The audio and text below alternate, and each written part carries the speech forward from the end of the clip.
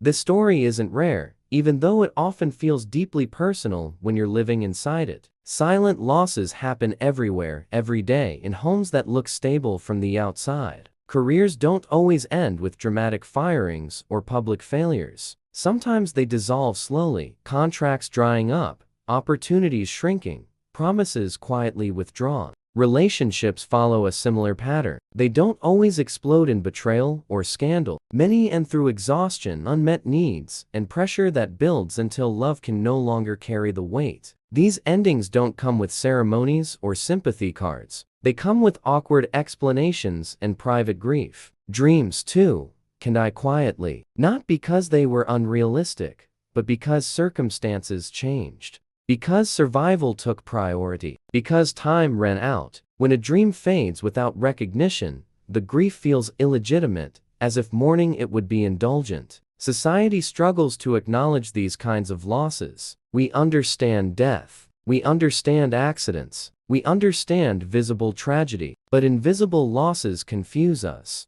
They don't fit neatly into categories we know how to respond to. Modern culture teaches us to measure worth by productivity. What you do matters more than how you feel. Output matters more than well-being. If you're working, earning, producing, you're considered functional, even if you're falling apart internally. This mindset leaves little room for grief that doesn't interrupt performance. If you still show up, people assume you're fine. If you're still functioning, your pain is considered manageable, or worse, irrelevant. Social media reinforces this illusion. We see curated success stories, resilience narratives, and recovery arcs that skip the messy middle. Struggle is acceptable only if it leads to visible triumph. In this environment, invisible losses become isolating. People feel pressure to minimize their pain because it doesn't match socially approved forms of suffering. They question their own reactions, wondering if they're overreacting. Mental health statistics reflect this reality. Anxiety and depression are rising across age groups,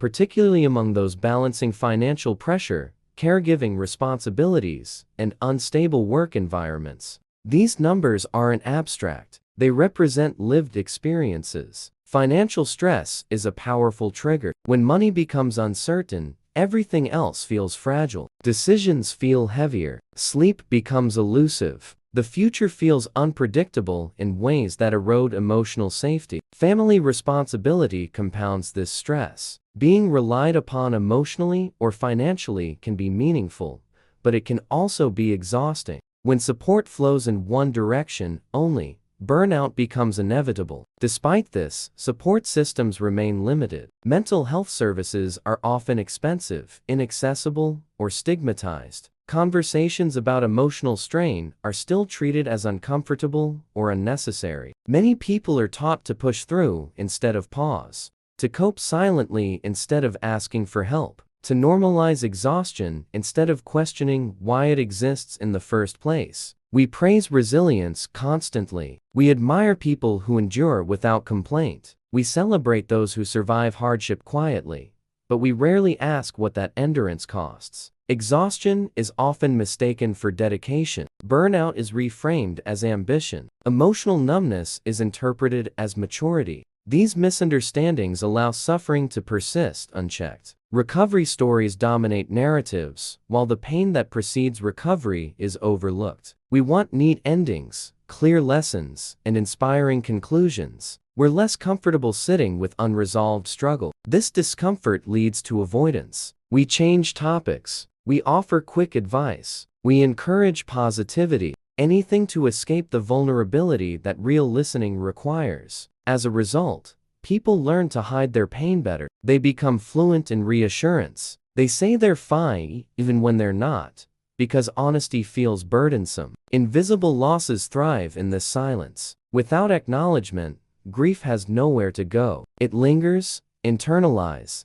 shaping behavior and self-perception in subtle ways. Workplaces rarely make space for emotional processing. Time off is often limited to physical illness or bereavement. Psychological strain is expected to be managed privately. Families, too, struggle. Generational patterns emphasize endurance over expression. Emotional openness is often seen as weakness rather than necessity. This creates a gap between how people feel and how they're expected to function. Living in that gap requires constant emotional labor, which further drains already limited energy. People begin to withdraw, not because they don't care, but because explaining feels impossible. Isolation becomes a coping mechanism rather than a preference. The danger of this pattern is not immediate collapse, but slow erosion. Confidence fades. Motivation diminishes. Identity becomes fragile. Without recognition, these struggles feel invalid. People blame themselves instead of circumstances. Shame replaces compassion. Modern life moves fast. There is little patience for pauses, setbacks, or uncertainty. Falling behind feels catastrophic,